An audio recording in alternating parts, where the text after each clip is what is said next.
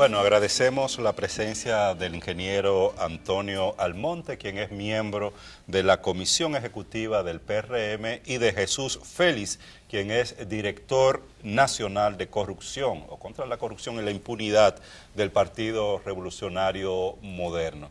Gracias por estar con nosotros la mañana de hoy y qué bueno que puedan que hayan aceptado nuestra invitación en un momento tan importante en el que el país debate sobre nuevos datos y nuevos elementos del caso de Odebrecht presentado por esta Comisión Internacional de Periodistas. Y sé que ustedes, sobre todo el ingeniero Almonte, había en distintas oportunidades insistido en el tema de Punta Catalina, manejos opacos alrededor de esta obra por parte de Odebrecht. Y lo que quisiéramos saber de entrada, estos nuevos datos que se presentan de pagos secretos, de pagos ocultos que se hicieron, de alrededor de 39.5 millones de dólares con relación o relacionado con la obra de Punta Catalina. ¿Qué opinión y posición asumen el PRM frente a esta situación? Bueno, en primer lugar, buenos días y muchas gracias, Cabreja y Amelia, por la invitación. En esta ocasión, muy orgulloso de compartir con una personalidad como el viejo amigo Jesús Félix. En realidad yo debo decir brevemente, el aspecto principal es que estos nuevos datos, estas informaciones de ese consorcio de periodistas investigadores confirman lamentablemente, tengo que decirlo así, confirman lamentablemente las denuncias, las observaciones y creo que las demostraciones que había hecho el Partido Revolucionario Moderno a lo largo del 2017, por ejemplo, y mi propia persona sobre la sobrevaluación del contrato que se le adjudicó a Odebrecht para la construcción de Punta Catalina. Hay dos aspectos fundamentales de ese proceso que son algunos aspectos relacionados con la transparencia o no de la licitación. Y finalmente el debate ha girado mucho alrededor del dinero, alrededor del precio del contrato, inicialmente de 2.040 millones de dólares, posteriormente dejado y se firmó el contrato por 1.945 millones de dólares. Siempre se consideró, y así lo denunciamos, un contrato excesivo para esa tecnología y para ese tamaño de esa planta. Dijimos también que el método de evaluación económica basado en un licitante virtual, aparte de que no estaba contemplado en la base de la licitación, fue un método que permitió la entrada y salida del dinero, es decir, fue lo que permitió la sobrevaluación que podía rondar cerca de los 500 millones de dólares, porque se basó en un licitante virtual y porque además se utilizó una fórmula de cálculo para determinación del precio que contenía o implicó el traspaso y reconocimiento en el contrato que se le reconoció a Odebrecht, que se le firmó con Odebrecht, renglones de costos de construcción de la planta licitante virtual en Estados Unidos que no correspondían ni cubría Odebrecht en su contrato, sino que son renglones de costos que cubre y paga y ha pagado el gobierno dominicano a través de la CDE. Fue un mecanismo no tan sofisticado, pero un poco difícil de ver desde fuera.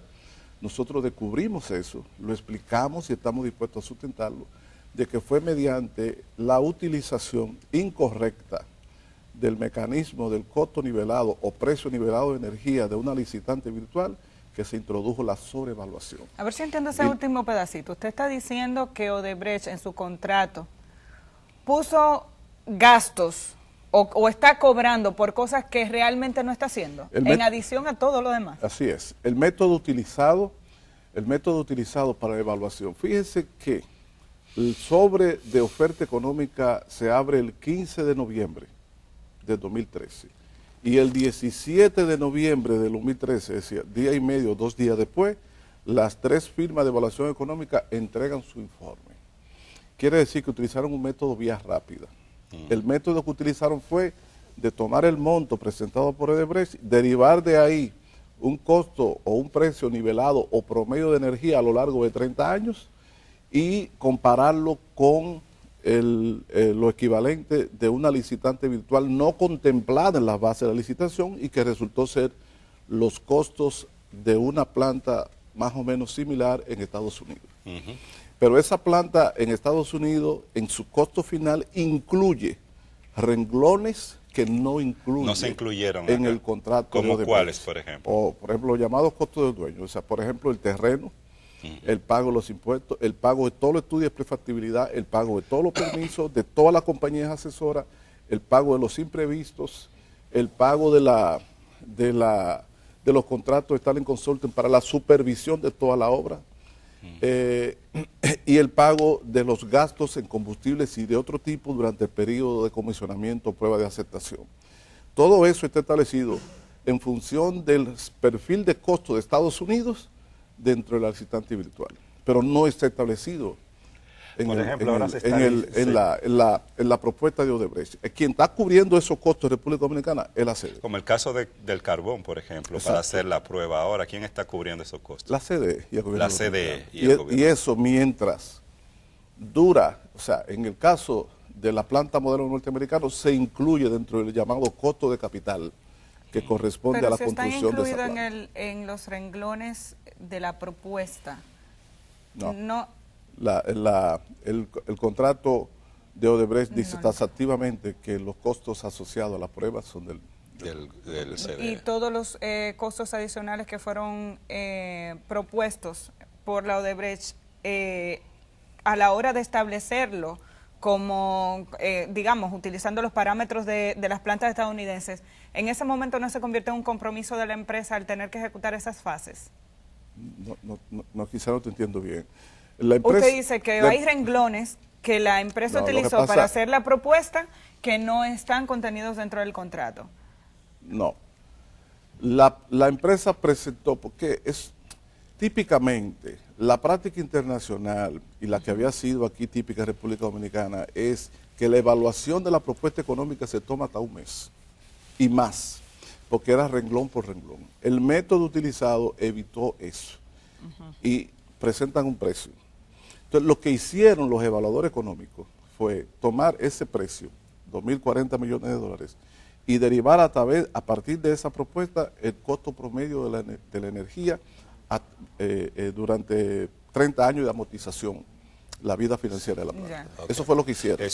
Y ahí no se pudieron hacer esas especificaciones. Pero vámonos entonces al fondo de lo que se ha revelado esta semana, ¿no? Unas hojas de cálculo que ahora dice el Ministerio Público que hay que verificar si son reales o no, que saldrían del Departamento de Operaciones Estructuradas de Odebrecht y establecen la ruta del dinero. Entonces, no es solamente la planta de Punta Catalina que se menciona ahí. Estamos hablando de, según la investigación periodística, alrededor de 55 millones de dólares vinculados con obras de República Dominicana. ¿Cuál es la evaluación que ustedes hacen de eso que se ha revelado y qué consecuencias puede tener en el proceso de investigación que está abierto en República Dominicana? Bueno, lo primero que hay que establecer es que en todas las obras que el Estado interviene y que hay sobrevaluación, deviene el nicho de corrupción, porque alguien del Estado que debe defender los intereses de esa corporación, que es el Estado, que implica defender los intereses del pueblo, está sacando beneficios. En este caso, ha quedado revelado, ha quedado lo suficientemente claro. El cuestionamiento debe ir dirigido en preguntarle al procurador, esas informaciones que le proveyó Odebrecht en el marco del acuerdo que se firmó con esta empresa, ¿vino o no vino esa información? Y hemos visto en los medios de que Odebrecht establece que otorgó todas las informaciones que había que darle al Estado Dominicano vía la Procuraduría General de la República. En consecuencia, ¿qué podemos inferir? Que las personas que aparecen involucradas en estos actos de corrupción en esta complotación contra el erario público, tienen un nivel y una jerarquía superior al Procurador General de la República. Nosotros siempre inferimos que la designación del Procurador, sin ninguna experiencia en materia de políticas criminal, sin ningún aval como profesional del derecho en el ámbito del ejercicio profesional en lo que toca a la materia criminal, a la materia penal, se le había designado para cumplir una misión. Y desde el punto de vista de la impunidad, desde el punto de vista de proteger a aquellos que se han involucrado en los actos de corrupción, podríamos aseverar, podríamos asegurar que lo ha hecho muy bien. Por eso nosotros planteamos que él debe renunciar, porque carece de pertinencia, carece de objeto.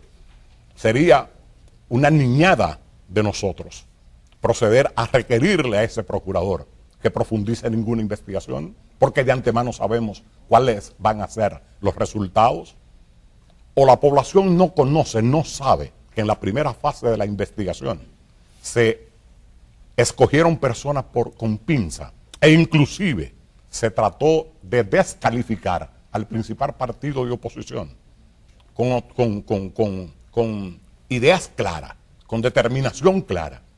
Si colocamos a las dos autoridades fundamentales del PRM en ese expediente, simplemente le estamos diciendo al resto de las instituciones políticas del país: ustedes no podrán mañana nuclearse alrededor del PRM para formar un bloque de oposición en contra de este gobierno. ¿Y por qué pensar que un procurador que se supone que tiene la misión que usted describe va a tener intención alguna de renunciar? Si en realidad hasta ahora, incluso lo que podríamos cuestionar, incluso como periodistas, es que la información que acaba de salir evidentemente encaminaría rápidamente el caso de Brecht a buen puerto. O sea, es describir y que se puede identificar incluso esos nombres clave, quiénes son y por qué recibieron dinero en nombres claves. Dice la investigación hecha por la periodista Alicia Ortega que pudo detectar en el expediente actual por lo menos nombres claves, por lo menos en 14 órdenes de compra que están en manos del Ministerio Público. Ella detectó en la investigación por completo 34 nombres claves, pero en 14 órdenes de compra aparecen nombres clave. Pero el Ministerio Público no hace referencia a estos nombres clave en la acusación. ¿Por qué pensar que el Procurador General de la República va a renunciar? Bueno, la lógica es la siguiente. Si el presidente de la República, que desde la óptica del PRM es el gran responsable y el gran beneficiario detrás de todo, no lo va a destituir, porque su misión él la ha cumplido a pie juntilla, desde la A hasta la Z, con la misión que a él le encomendaron.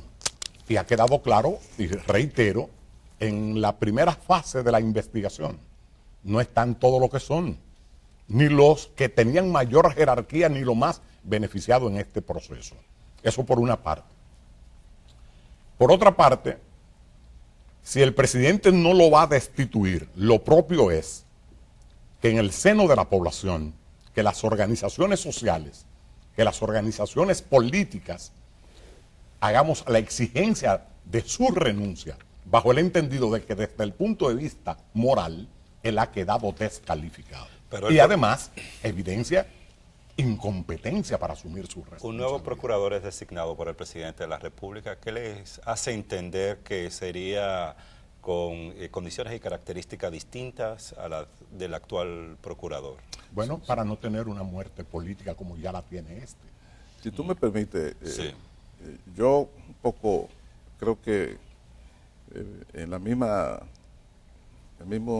sentido de Jesús, puedo decir que es una manera de reclamo político que de alguna manera también apela a la movilización de la opinión pública con relación al poder.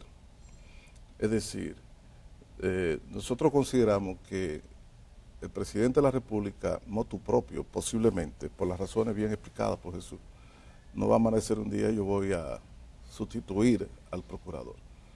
Pero en el juego la lucha política, sobre todo cuando todavía existe a cierto nivel de ejercicio democrático que implica el peso de la opinión pública y la movilización de la ciudadanía, en la medida en que como fuerza política mayoritaria, como es el PRM, con un gran respaldo y prestigio, lidera la presión para que haya un cambio en el Ministerio Público que se simbolice con la destitución del procurador y el nombramiento de alguien que tenga condiciones más cercanas a lo que son las aspiraciones de la sociedad.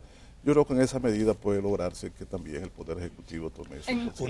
Una de los aspectos que hemos estado valorando es el tema que tiene que ver con el informe que presentó la Comisión Especial constituida por el Poder Ejecutivo con relación a Punta Catalina, donde todos conocemos que fue un informe que indicó que no había evidencia alguna de irregularidades en el proceso de licitación o con el tema de pago de sobornos, etcétera, etcétera. ¿Cómo se explica eso? Un informe de esta comisión distinto a los resultados que ponen evidencia. Porque yo expresé aquí mismo, en una entrevista con ustedes, que ese informe de esa comisión había sido para proteger a Odebrecht. Porque ese informe, esa comisión, independientemente de los títulos de las personalidades que la constituían, lo cierto es que esa comisión no hizo la investigación que correspondía, por ejemplo, con relación a la sobrevaluación. No la hizo. No hizo ninguna evaluación, además hay que leer el documento, no hace ninguna evaluación crítica de cuál es el sustento legítimo, si lo tenía, de introducir un licitante virtual que no existía. Y cómo es posible que se decida la aceptación de un contrato de 2.040 millones de dólares de un día para otro. El día 15 abren el sobre de propuesta económica y el 17 entregan las 3 firmas evaluadoras económicas, entregan su informe, inmediatamente el comité de licitación lo aprueba. Yo quiero que me diga a mí qué gran empresario dominicano, qué gran corporación empresarial privada dominicana se mete, acepta, firma un contrato que implique 2.040 millones de dólares de un día para otro, en 2 días. Eso no es verdad, pues nosotros lo hicimos.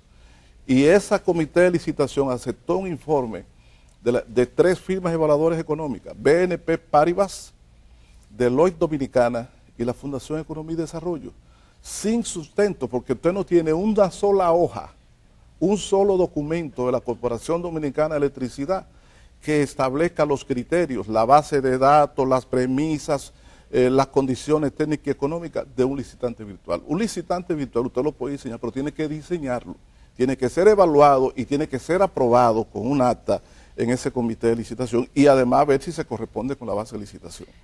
Entonces, eso todo además Odebrecht fue la única. Fue la única porque simple y llanamente eliminaron a todas por la evaluación técnica. Y al eliminarlas todas se llegó a la fase de evaluación económica. Y la base de la licitación establecía que para hacer la evaluación económica se necesitaban 2 firmas. Menos 2. Mínimo 2. Como solo llegó una, se inventaron una licitante virtual de un día para otro. Eso lo dice el propio informe. Y eso usted lo puede ver, mire, aquí mismo, en esta resolución, la resolución 30ª del Consejo de Administración de la CDE, establece claramente cómo fue el asunto del licitante virtual. Entonces, ese informe de la comisión no hace ninguna evaluación crítica respecto a eso, como tampoco lo hace respecto a un renglón que sale ahora al debate, que es el tema de la reestructuración de la oferta financiera. Porque la firma licitante presentó ciertamente, Odebrecht, una gran propuesta de financiamiento para el proyecto. Pero fruto de su involucramiento con el caso Lavallato en Brasil, todo se derrumbó. Y además por la naturaleza de plantas de carbón. Y a diciembre del 2013, ya todas las firmas coreanas, 2 bancos coreanos, un banco alemán, un banco mexicano-español, otro banco italiano y el Exim Bank con 847 millones de dólares que había ofrecido, todos fueron retirados. Y lo grave del caso, que debe decirse, es que en abril del 2014 se firma un contrato por 1.945 millones de dólares sin cierre financiero, caso inaudito en política de proyectos de infraestructura de esa envergadura. Pero ahí entra Andy Dawarre. Claro. Andy Dawarre, a través de su fundación, me acuerdo, Economía y Desarrollo, forma parte del comité de licitación. Y 2 meses después se convierte él no formaba parte del comité de licitación. Él es... Usted lo mencionó como dentro de las empresas. No, él es contratado por la CDE y por el comité de licitación para que hiciera la evaluación económica de las ofertas. Junto con otras 2 firmas, pero también, y 2 meses después se convierte en asesor financiero, por decir un nombre más estricto, ¿no? Más breve, un asesor en el área financiera de Odebrecht. Sí, pero él dice asesor para replantear el financiamiento de la obra por parte de Odebrecht porque se habían caído las otras ofertas. Impacto que no he visto, porque el gobierno tuvo que buscar su dinero para poder, con bonos soberanos y con fondos propios y con deuda con el Banco de Reserva, y los 291 millones de dólares que vino del pool de Banco Europeo, fue que se financió Punta Catalina.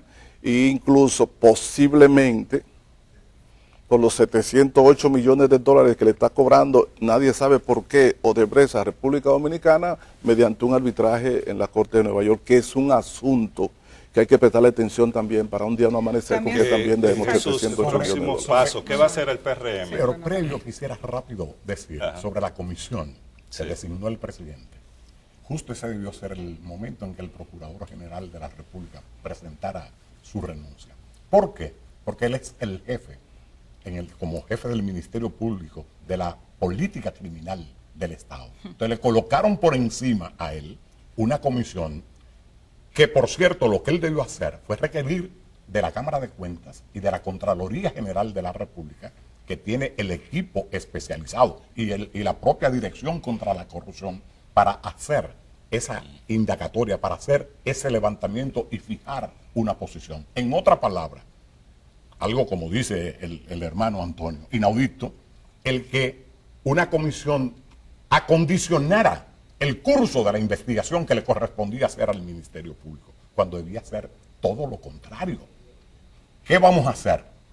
La semana pasada, la unidad técnica de la Dirección contra la Corrupción se reunió y delineó 11 puntos, los cuales se le va a plantear formalmente a la dirección ejecutiva del partido para que el partido adopte las iniciativas. No se van a escatimar vías ni modalidad de lucha.